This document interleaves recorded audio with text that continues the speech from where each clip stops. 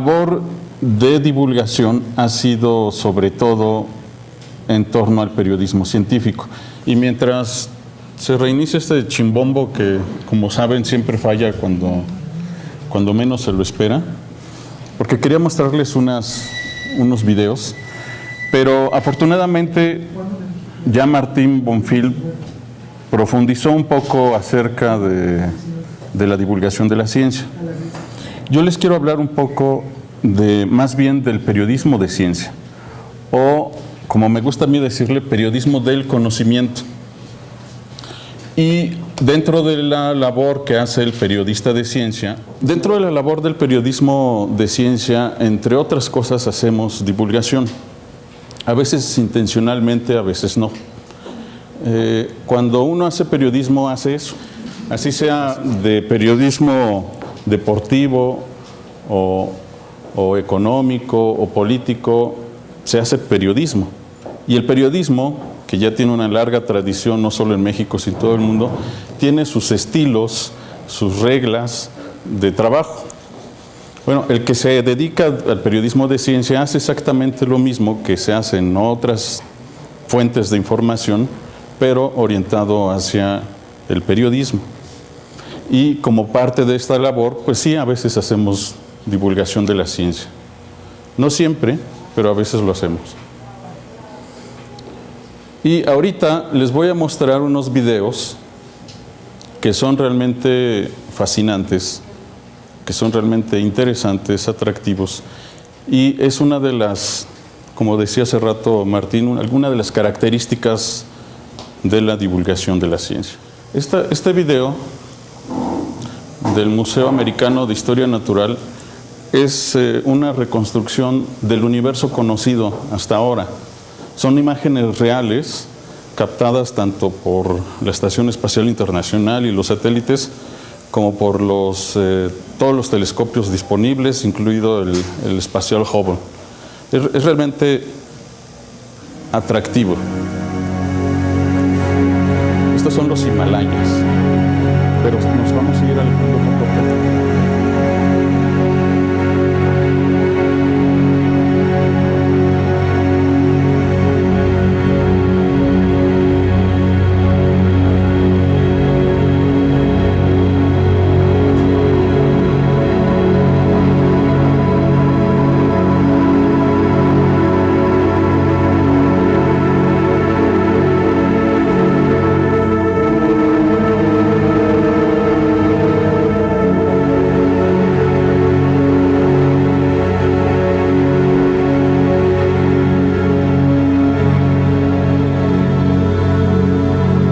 Esas son las órbitas de los satélites, de la mayoría de los satélites artificiales.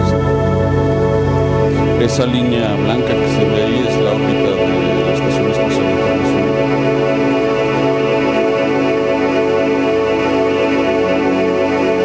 Y por ahí se ven algunas órbitas de algunos satélites estacionarios.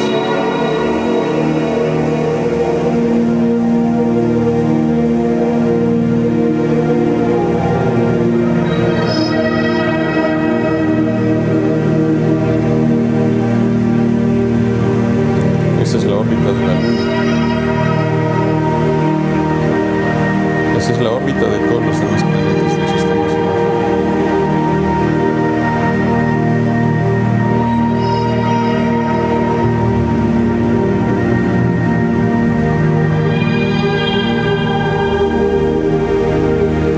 Ese es prácticamente todo el sistema solar visto a un día luz de distancia.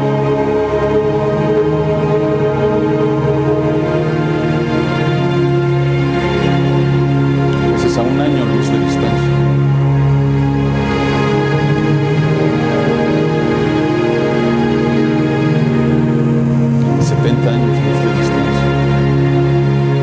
Hasta ahí han llegado las señales de radio que ha emitido la humanidad desde que han salido de la órbita de la Tierra.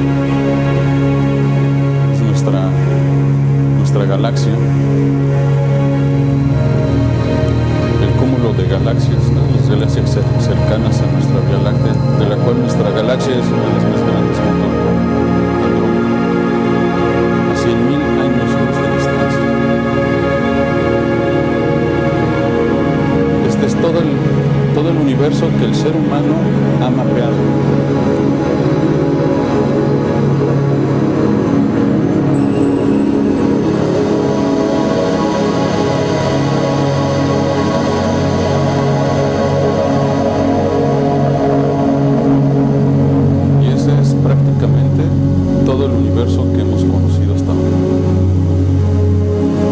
Se ve, el resplandor que se ve es toda la luz que hemos captado del inicio del Big Bang, que es poco en realidad. Y ahora vamos de regreso. Este video nos muestra lo pequeña que es la Tierra, lo pequeño que somos nosotros en el universo,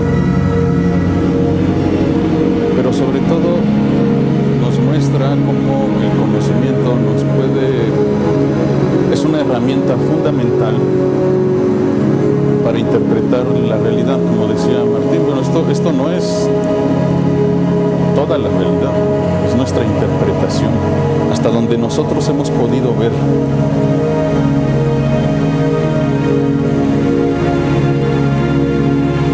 Pero bueno, esto es una muestra de cuán interesante puede ser la ciencia. ¿Alguien de aquí estudió comunicación o es periodista? Ok. Bueno, estos son superconductores. Creo que aquí hay físicos. ¿Habrá algún físico o algún químico?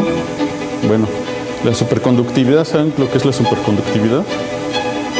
Son materiales que pueden conducir la electricidad sin ninguna resistencia. Y en este caso, otra de las propiedades que tienen los superconductores es la producción de campos magnéticos muy intensos. Y esta pastilla superconductora está sometida a un imán, y lo que hace el superconductor es que repele el campo magnético del imán y por lo tanto flota. Este es un material superconductor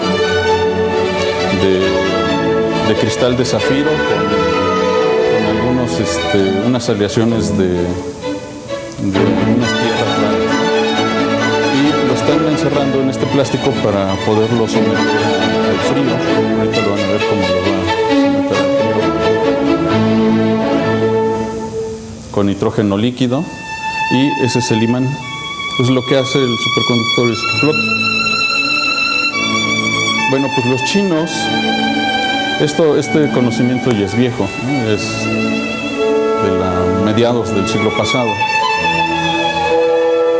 Bueno, no mediados, de los años 70.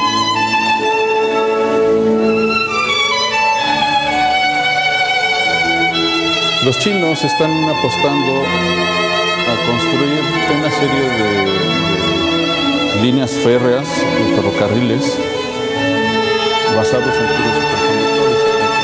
Se les llaman trenes maglev. Quienes dominan esta tecnología son los alemanes, y casi todos sus trenes son maglev, entonces flotan sobre los rieles y pueden viajar a una velocidad de 500 kilómetros por hora. Y pueden viajar sobre los rieles sin ningún riesgo. No hay resistencia, no se calientan. Lo único complicado ahí es el enfriamiento. ¿Cómo enfriar los rieles o cómo enfriar los materiales superconductores con los que están construidos esos trenes, ¿no? Y eso es lo caro de esa tecnología. Bueno, aquí están poniendo un disco magnético con flujo constante de campo magnético, y ponen la pastilla superconductora. ¿Se dan cuenta cómo flota? Es otra muestra de cómo la ciencia puede ser atractiva e interesante. Y aquí lo estamos viendo en este video. Y no solamente el campo magnético atrapa la pastilla superconductora, pero no solo lo puede atrapar así, sino si lo voltean también queda atrapado y no cae el disco.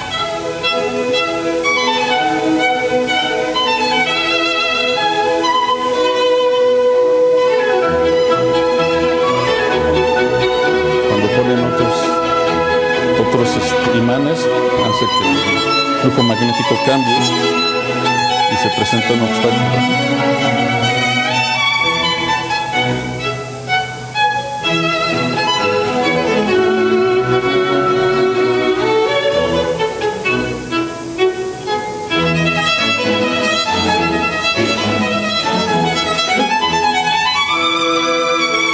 interesante. En el siglo pasado, sobre todo en la década de los 80 y de los 90, había toda una fiebre en todo el mundo por conseguir los mejores superconductores, los materiales superconductores que pudieran funcionar a temperaturas más cercanas al ambiente. Porque uno de los problemas es justamente el enfriamiento.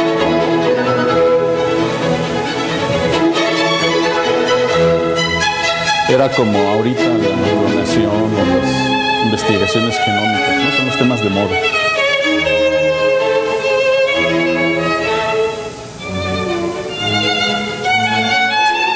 Bueno, vamos a pasar a otro video.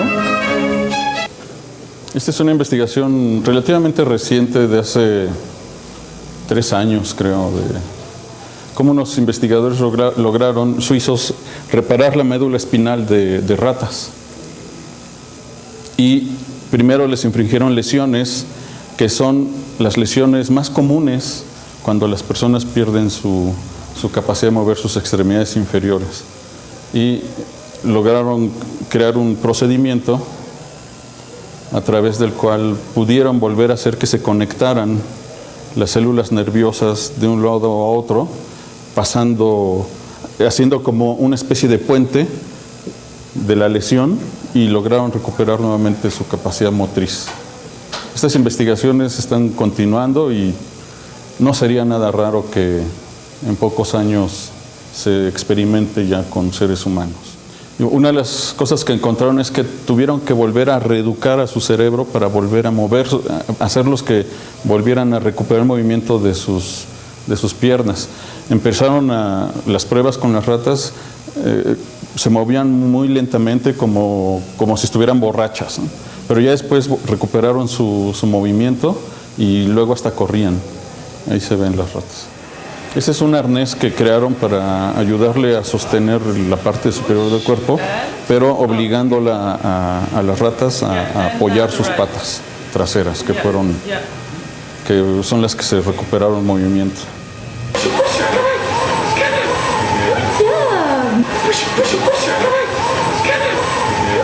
pero primero les costaba trabajo, pero ya después va hasta correr la rata.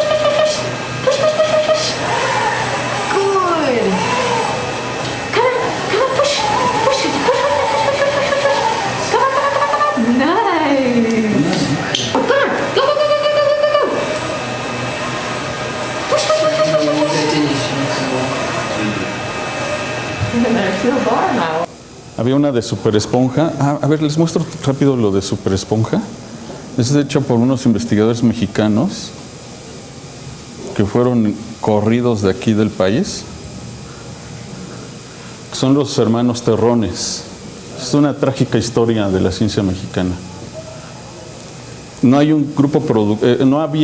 un grupo de científicos en México tan productivo y de tan alta calidad como la de los hermanos Terrones en el campo de la física y la química. Bueno, ellos trabajaron con nanotubos. Estos materiales que ven aquí son esponjitas de nanotubos de carbono. Y se dieron cuenta que pueden absorber el petróleo en el agua. Entonces, como son hidrofóbicos, flotan, no permiten el contacto con el agua, ¿no? Rehuyen el contacto con el agua. Y lo que nos está mostrando aquí con un imán, como son carbono, pueden ser atraídos por un imán, es que está absorbiendo el aceite quemado que está hecho ahí en el agua. Entonces esta super esponja, que es con nanotubos, puede servir para absorber el petróleo en los trágicos accidentes de las compañías petroleras, que se derrama el petróleo en el mar o en los cuerpos de agua. Y como vieron hace rato, se puede quemar y la nanoesponja no le pasa absolutamente nada. Se puede absorber el petróleo o el aceite quemado, ustedes lo pueden quemar y la nanoesponja sigue como si nada. Eso lo hicieron estos hermanos Terrones. Pero esto ya no lo hicieron aquí, lo hicieron en la Universidad de Pensilvania, ya que los corrieron de nuestro país. Uno se fue a China, a Japón y Estados Unidos, y otro está en Bélgica y Estados Unidos, ¿no? Bueno, ¿qué es lo que hacemos los periodistas? No solo mostramos estas noticias o esta información atractiva, interesante, fascinante. Sí lo hacemos, pero hay que ir más allá de la fascinación. El periodismo científico del conocimiento no solo tiene uno que maravillar a la gente. Yo lo interpreto de la siguiente manera. Muchas veces lo que hacen muchos divulgadores es mostrar a la ciencia como algo en lo que la sociedad se tiene que maravillar o fascinarse, pero como verlo detrás de una vitrina, ¿no? Sin poder interactuar, solo para eso, para fascinarse. Yo creo que no es una visión completa de lo que es la ciencia. Se debe dar, de acuerdo a mi criterio, una imagen más realista de lo que es la ciencia. La ciencia no es solo eso. Sí es atractiva, sí es interesante, puede ser divertida, depende de lo que le divierta a cada quien, o depende de lo que le interese a cada quien, ¿no? Porque cada uno tenemos intereses y gustos totalmente distintos. Lo que tenemos que hacer es mostrar esta imagen realista, mostrar a la ciencia dentro de su contexto social, económico, político y cultural. ¿Por qué? Porque la ciencia es una construcción humana y debemos mostrarla como tal, como una construcción humana. Muchas veces se dice que está relacionado con la educación. Puede estarlo, pero no es educación formal. Tampoco hacemos lobby por y para la ciencia. Es decir, no es promoción de científicos, ¿no? No vamos a promover a los científicos. La siguiente. Y no solo es divulgación. Yo estoy hablando del periodismo de ciencia, no me malinterpreten. Periodismo, no divulgación. No es educación formal. Nosotros no podemos educar a la gente. Quizá lo hacemos, pero como una forma lateral, ¿no? No es nuestro objetivo central. No es lobby por ni para la ciencia, ni para los científicos. Es como los periodistas de deportes. Yo creo que va a ser un ejemplo muy burdo, pero cuando ustedes escuchan a los periodistas de Televisa hablar de la América, pierden total objetividad, ¿no? Hablan solo maravillas de la América, ¿no? Pierden de vista el todo, ¿no? Solo se refieren a una pequeña parte. Nosotros los periodistas no podemos hacer eso. Perdemos imparcialidad, ¿no? Y nosotros debemos ser imparciales. Y por lo tanto, si hablamos sobre la ciencia, hay que hablar todo acerca de la ciencia, ¿no? A lo mejor sí obtienen resultados muy importantes, como esto de los suizos, ¿no? Que lograron recuperar la movilidad de ratas parapléjicas, ¿no? Esa en sí es una gran noticia. Cuando yo de hecho escribí sobre esa investigación cuando salió, y les voy a mostrar un ejemplo, pero bueno, lo vamos a ver adelante. La siguiente, por favor. Entonces, lo que nosotros los periodistas hacemos a la hora de abordar temas de ciencia, no solamente vamos a hablar de los científicos y de la ciencia. Tenemos que dar una imagen más completa y más realista de lo que es la ciencia y su contexto, es decir, la ciencia mexicana, ¿no? Bueno, como les decía, si bien hay periodistas que se dedican a deportes, a espectáculos, a política, aquellos que nos dedicamos a la ciencia, tenemos que comprender muy bien todas las actividades que se hacen dentro de la ciencia, que son muchísimas, ¿no? Por ejemplo, la formación de recursos humanos aquí en las universidades, ¿no? Es una parte de la actividad científica que es fundamental. Las investigaciones científicas, los desarrollos y las aplicaciones tecnológicas y, por supuesto, todo lo que gira en torno de eso, ¿no? Congresos, revistas, publicaciones. Los periodistas debemos estar al tanto de todas esas actividades de los científicos. ¿Qué es lo que ocurre si nosotros solo mostramos la parte de la fascinación de la ciencia? Se corre el riesgo de mostrar una falsa imagen de la ciencia. Y para falsas imágenes de la ciencia en México y en todo el mundo tenemos de sobra. Y ahorita les voy a mostrar cuáles. Y esta es la imagen de la ciencia que se muestra muchas veces en los medios de comunicación. Seres, creaciones perversas, ¿no?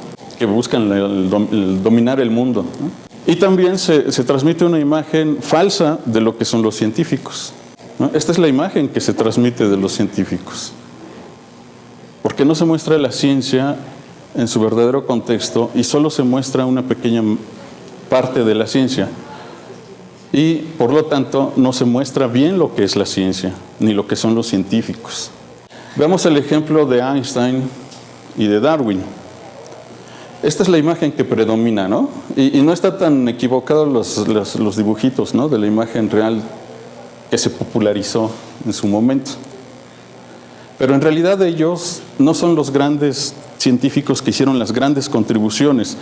No me refiero a que no sean ellos, sino que no es la imagen de quienes hicieron las principales contribuciones científicas, tanto de Einstein como de Darwin. En realidad, los que hicieron esas grandes contribuciones son ellos. Es una imagen totalmente distinta. Esa es la edad en que Einstein hizo sus grandes contribuciones a la ciencia. Y esta es la edad en que Darwin hizo sus grandes contribuciones a la ciencia. Pero se muestra una imagen muy parcial, distorsionada, equivocada de la ciencia y de los científicos. Entonces, ¿qué es lo que hacemos los periodistas, o lo que debemos hacer los periodistas? Es mostrar la información realista y compleja que gira en torno a la ciencia y que es la ciencia en sí, ¿no? También mostrar sus riesgos, sus deficiencias, la problemática en que está inmersa la ciencia, la política científica y los grupos de poder que determinan los avances científicos de las naciones, la organización del sistema científico y el financiamiento de la ciencia que determina la formación de recursos humanos en las naciones, las incertidumbres y lo que no se sabe, que es más de lo que se sabe. Por ejemplo, la influenza, ¿no? Cuando ocurrió la crisis de la influenza, en México no se sabía lo que nos enfrentábamos, ¿no? Y se divulgó muy mal lo que era la influenza. Y se habló, lo que nos dijeron los gobernantes primero fue salir a la tele y decirnos: sálvese quien pueda, no salga de sus casas, no sabemos qué va a pasar y se pueden morir. Así es que no se reúnan, no se suban al metro, en fin, ¿no? En otras palabras nos dijeron: sálvese quien pueda. Y los medios de comunicación empezaron a divulgar que con un cubrebocas se iba a contener. Es un virus, no se puede contener así, ¿no? Es totalmente imposible, ¿no? En fin, no tuvimos la capacidad, ni el gobierno, ni las instituciones científicas, ni los comunicadores, ni los divulgadores, ni los periodistas de ciencia, de enfrentarnos a ese problema. Nos desbordó. No supimos qué hacer, no tuvimos las herramientas ni la forma de poder contender ante esa crisis nacional que se convirtió en crisis internacional. Recuerdo que yo busqué a científicos de la UNAM, pero resulta que cayó en época vacacional y se suspendieron las clases, y los investigadores, por supuesto, como algo sagrado, se siguieron con sus vacaciones, ¿no?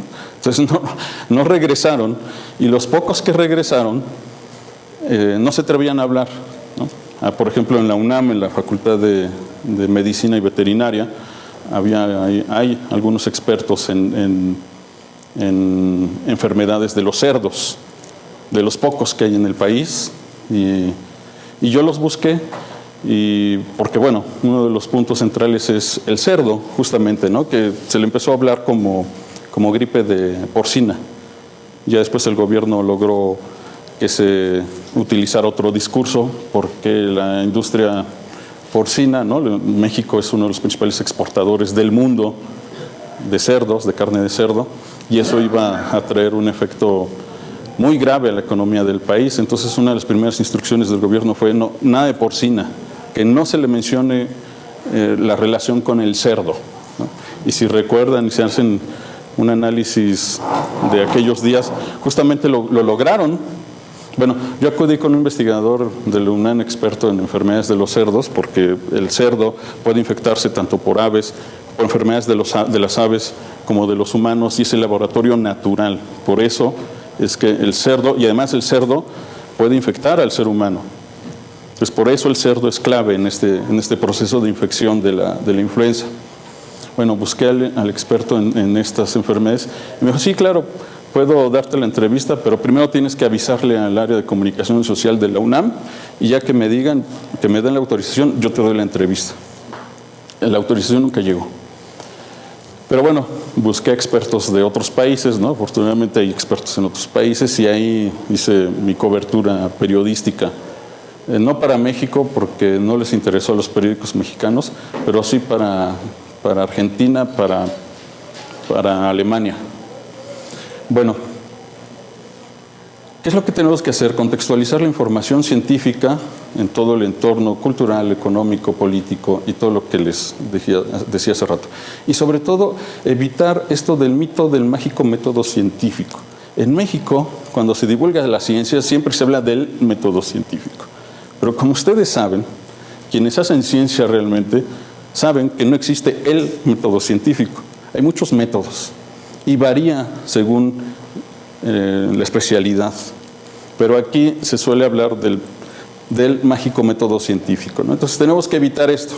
Tampoco es cierto. Bueno, lo que tenemos que hacer los periodistas ante todo el cúmulo y esa gran cantidad de información que se presenta constantemente a través de las revistas científicas, a través de las distintas actividades de los científicos, es tener capacidad de seleccionar los temas más importantes. Y créanme, eso es una tarea muy complicada, porque se enfrenta uno a miles de notas, ¿no? Literalmente miles de notas o de artículos científicos que son parte de nuestra base de información de nuestro trabajo, y tenemos que seleccionar aquellas que nos parezcan más interesantes, más atractivas.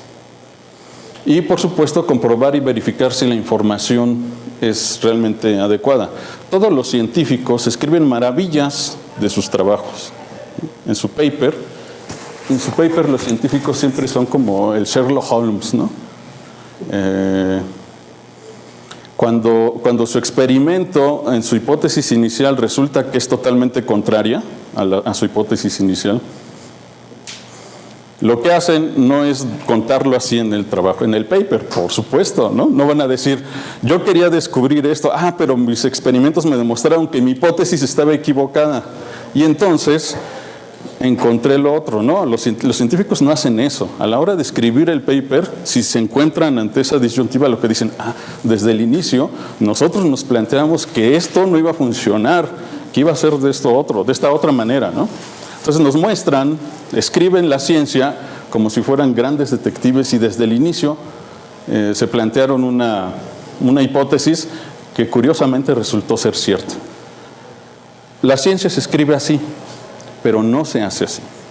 Entonces nosotros debemos tener la capacidad, primero, de leer e interpretar el trabajo científico y segundo, poder consultar a otras fuentes. Si ustedes toman el paper y se lo mandan a otro experto en ese mismo campo de otra institución o de otro país, les van a ayudar a contextualizarlo. Yo recuerdo, por ejemplo, hace un año, más o menos, un poco menos de un año, salió la noticia de la fusión nuclear, ¿no? Del primer pequeño paso hacia la fusión nuclear. La fusión nuclear es el gran sueño energético de la humanidad, ¿no? Siempre se ha planteado como una de las metas de muchos equipos y grupos de investigación en el mundo, sobre todo los países en desarrollo. La fusión nuclear es lo que ocurre en el Sol. Lo que hace es convertir el hidrógeno en helio en una reacción nuclear controlada en cadena, fusiona el núcleo prácticamente, es decir, une los núcleos de átomos de hidrógeno y los convierte en helio. Y una parte de esa energía se libera y nos llega a nosotros como energía del Sol, ¿no? Esto no se ha logrado aquí en la Tierra, ¿no? Fusionar dos elementos, dos átomos y formar otro elemento que además no es contaminante, ¿no? Sería el sueño en México, bueno, en el mundo, porque se podría utilizar agua como combustible y además no se obtendrían desechos radiactivos, no se produciría radiación. Entonces, por eso es que la fusión es tan importante. Bueno, cuando salió el artículo, por supuesto, sonaba maravilloso, ¿no? Y lo único que tenía que hacer era consultar de una manera adecuada otras fuentes. Entonces agarré el paper y se lo mandé a varios investigadores. Lamentable en México, ¿qué creen? No existe un solo experto en fusión nuclear. No hay un solo experto en fusión nuclear. Es una de nuestras graves carencias, y así hay de muchas especialidades. Bueno, en México no existía un solo experto en influenza, en virus humanos, ¿no? Bueno, y no sé, espero que ya después, a la distancia, después del 2009, espero que ya por lo menos haya unos graduados, pero capaz que si hacemos la investigación nos vamos a dar cuenta que no hay.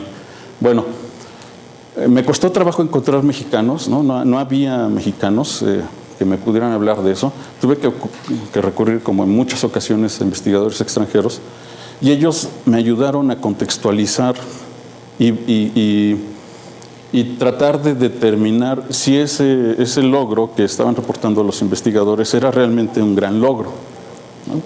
Muchas veces suele ser que no es tan grande ese logro, ¿no? Por eso debe uno tener la capacidad de consultar con otros investigadores, ¿no?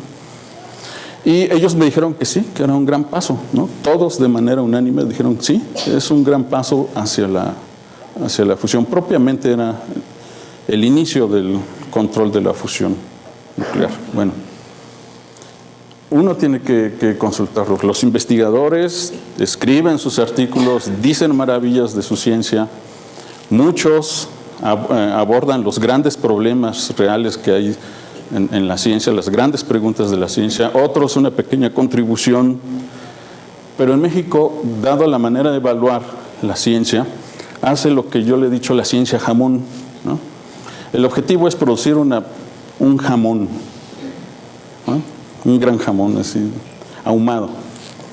Pero como en México se evalúa de acuerdo a la cantidad de papers, sin importar la calidad del paper, ni la calidad de la revista, pues entonces, en lugar de un gran objetivo, producir este gran jamón, pues la rebano, ¿no? Y cada rebanadita es un paper, y entonces se convierte en la ciencia jamón, ¿no? Entonces abordo un paper y digo, bueno, sí, en lugar de enfocarme al todo, voy enfocándome pasito a pasito, es un paper, ¿no? ¿Por qué? Porque se ha distorsionado la manera de evaluar el trabajo científico, ¿no? En México no se evalúa adecuadamente el trabajo científico. Ese es otro de los grandes temas que debemos abordar los periodistas de ciencia, ¿no? Si se evalúa adecuadamente o no a los científicos. Si eso realmente está contribuyendo a que la ciencia tenga un mayor impacto para el desarrollo de la nación, un mayor impacto en la cultura de la nación. Bueno, tenemos que contarlas con rigor y con precisión, como decía hace rato Martín. Eso es algo muy importante para la divulgación de la ciencia, ¿no? Si no, se pierde el mensaje o se comunica algo totalmente distorsionado y totalmente distinto a lo que realmente están haciendo los investigadores, ¿no? Tenemos que tener distancia. Como les decía, no por ser periodista de ciencia va uno a hablar maravillas de la ciencia. Si lo hacemos, vamos a perder de vista el todo.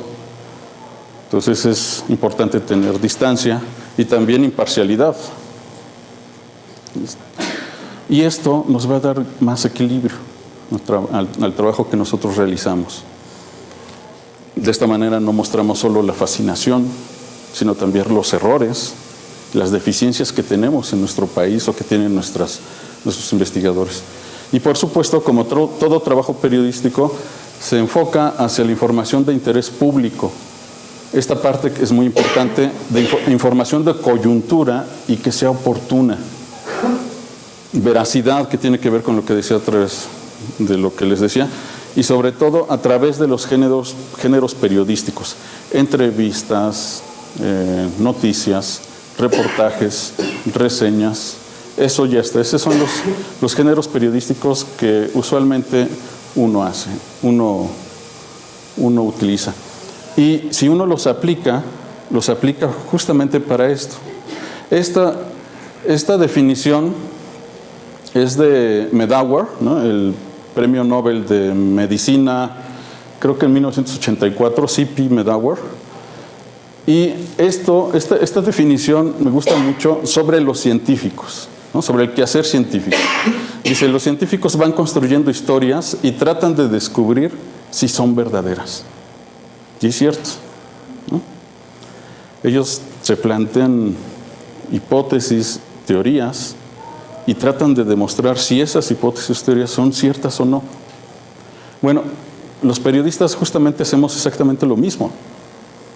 Nosotros contamos historias y tenemos que demostrar si son verdaderas o no. Bueno, procuramos que sea así, ¿no? No todos.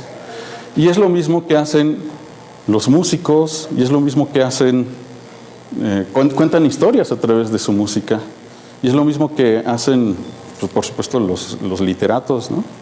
Cuentan historias a través de sus obras. Aquí se supone que hay un video, no sé si esté activo. Es una película muy buena sobre Beethoven, que se llama Amor Inmortal. Y se trata de aquella historia mítica de que Beethoven tenía una amada escondida, secreta, y que era la inspiración de muchas de sus grandes obras.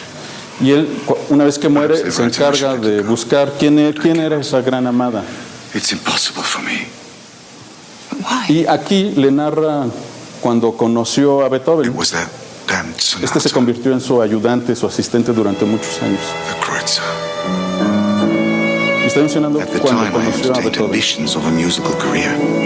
I'd gone to Vienna to study and was fortunate enough to be taken by Schuppanzich as a pupil.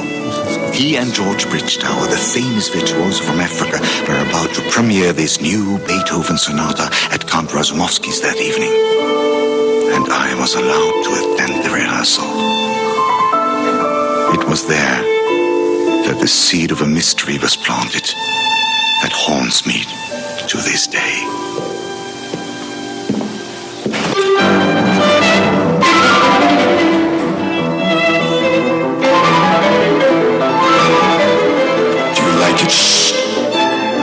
I cannot hear them, but I know they are making a hash of it. What do you think? Music is a dreadful thing. What is it? I don't understand it. What does it do? It exalts the soul. Utter nonsense. If you hear a marching band, is your soul exalted? No, you march. If you hear a waltz, you dance. If you hear a mass, you take communion. It is the power of music to carry one directly into the mental state of the composer. The listener has no choice. It is like hypnotism. So now, what was in my mind when I wrote this? A man is trying to reach his lover. His carriage is broken down in the rain, the wheels stuck in the mud. She will only wait so long. This is the sound of his agitation.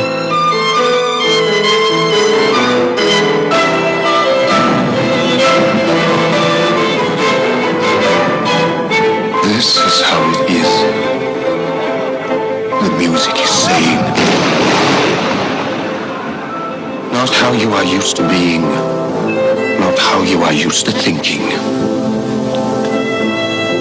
but like this. who was the woman? He never told me. I knew better than to ask. He made me see the world.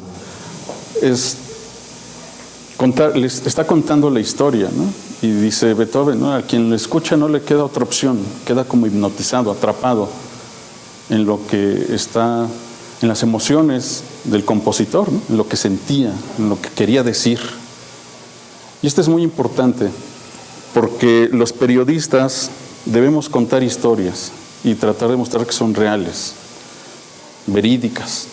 Yo creo que es importante señalar una parte crítica del periodismo mexicano, ¿no? No podría solo hablar maravillas del periodismo de ciencia, ¿no? Si no les daría una imagen equivocada y parcial de lo que es el periodismo de ciencia. Bueno, el periodismo de ciencia carece de todas las deficiencias y todos los problemas que carece el periodismo mexicano en general. Y una de las principales es esta, la declarocracia. Si ustedes ahorita entran a internet y leen cualquier periódico sobre cualquier tema, se van a encontrar con estas dijomonotas, ¿no? Dice, les voy a leer lo que dice aquí, para los que están hasta atrás. Dice, sutiles, es un artículo que escribió un periodista inglés hace algunos años cuando vino a México.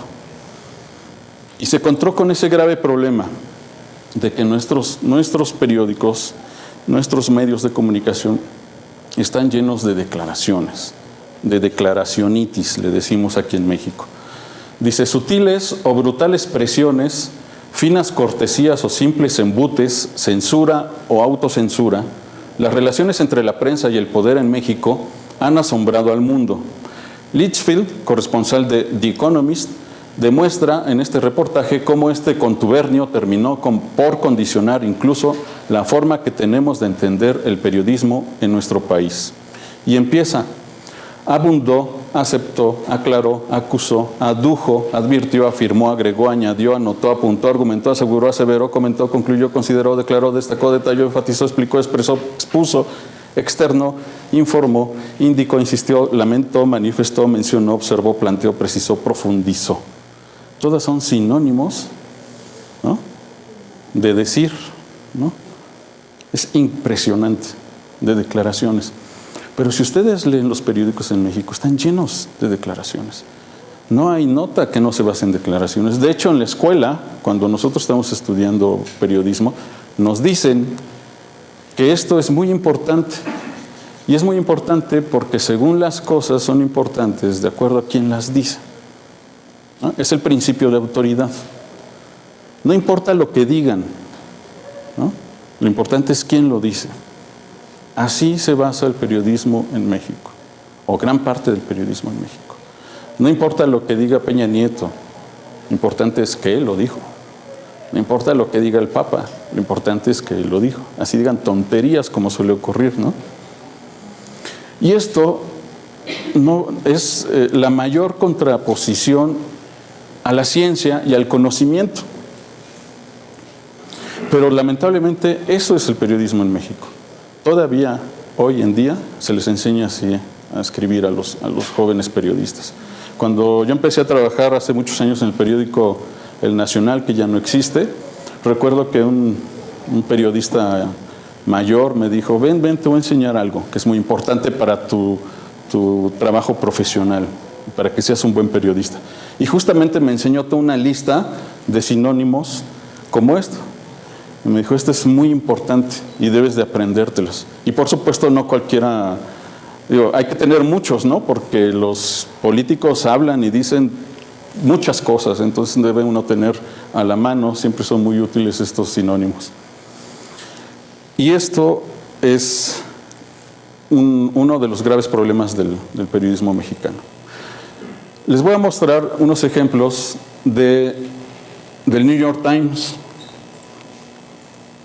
Dice, este es, por supuesto, noticias de ciencia y de salud del New York Times. Dice, hay más gérmenes inmunes a fármacos. Dice, Richard Armbruster, lanzador de béisbol de las ligas menores en su época de juventud, siguió practicando ese deporte por placer después de los 70 años, hasta que su cadera derecha empezó a molestarlo. En febrero de 2009, acudió a un hospital de San Luis para lo que iba a ser un rutinario reemplazo de cadera. Para fines de marzo, Armbruster, entonces de 78 años, había fallecido.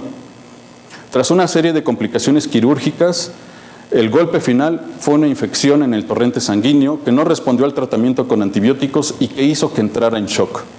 No fue hasta el día que murió que un cultivo de laboratorio identificó al organismo que lo había infectado, Acinetobacter baumannii. Resulta que esta bacteria es muy común en las infecciones intrahospitalarias y por eso murió. Hasta aquí, y si ustedes siguen leyendo, ¿les interesó la historia? ¿Daban ganas de seguir leyendo? Y aquí no hay una sola declaración. Aquí hay otra del New York Times. Dice, lidera Dinamarca en cuidado de quién sabe qué, ya ni me acuerdo. Bueno, ahorita lo leemos y nos vamos a enterar.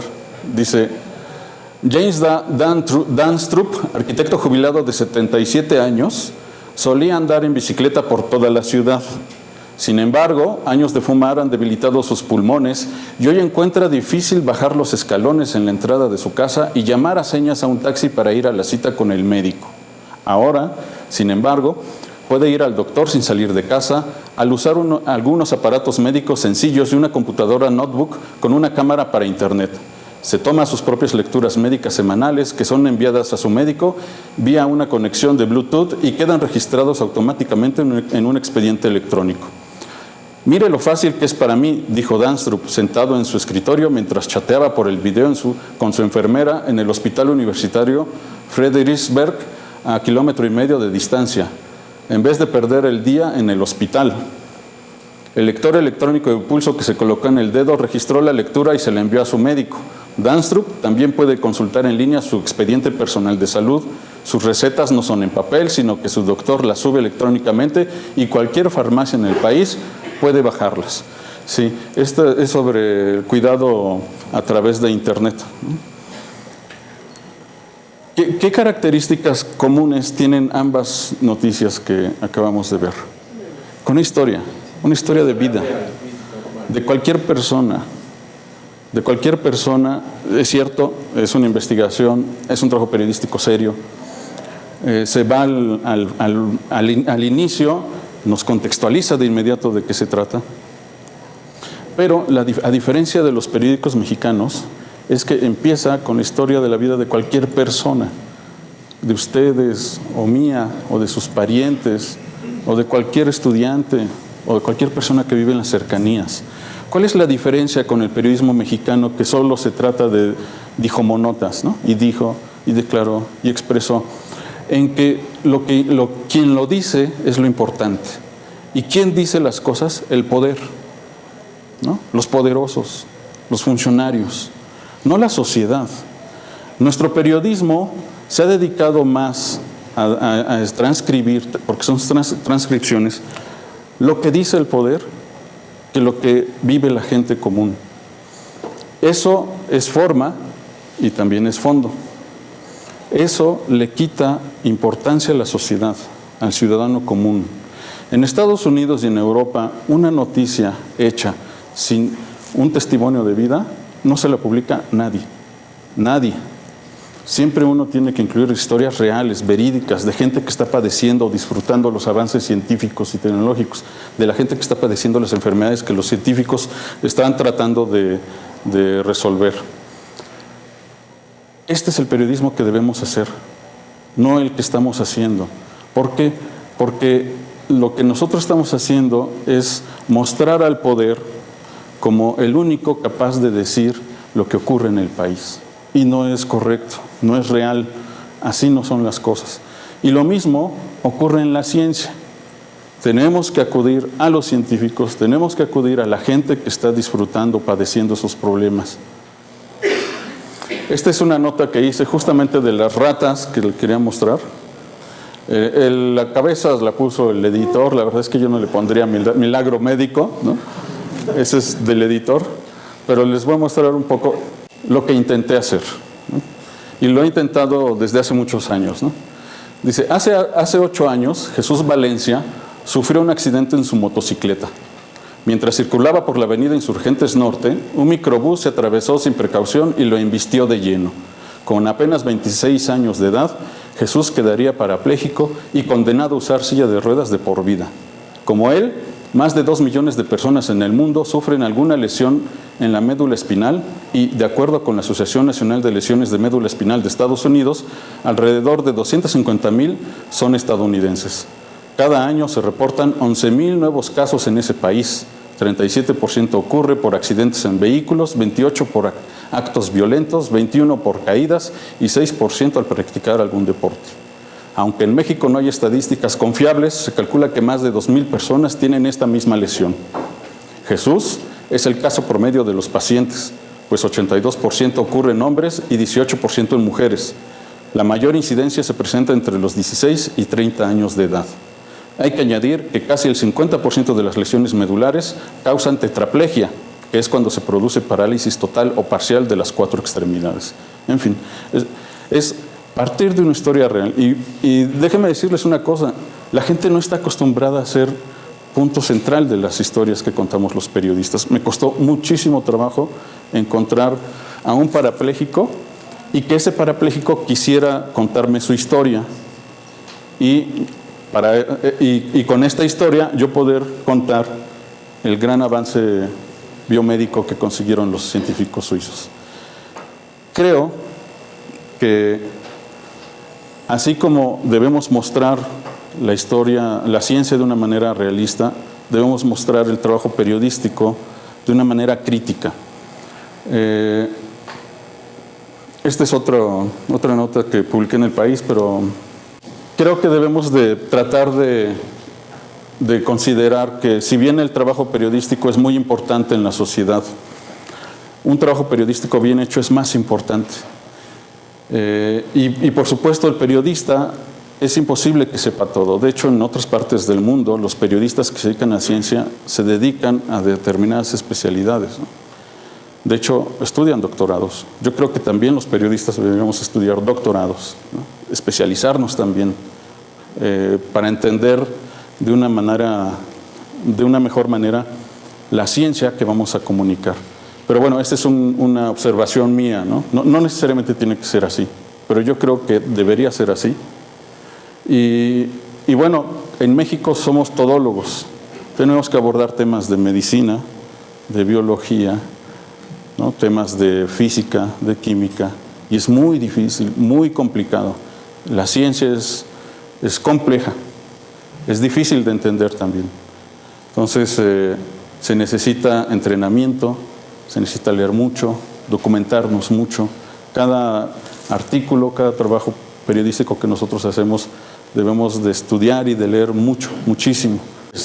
Yo creo que con esto termino. No sé si más adelante, yo les puedo dejar la presentación para que la distribuyan entre los que estén interesados. Pues muchas gracias y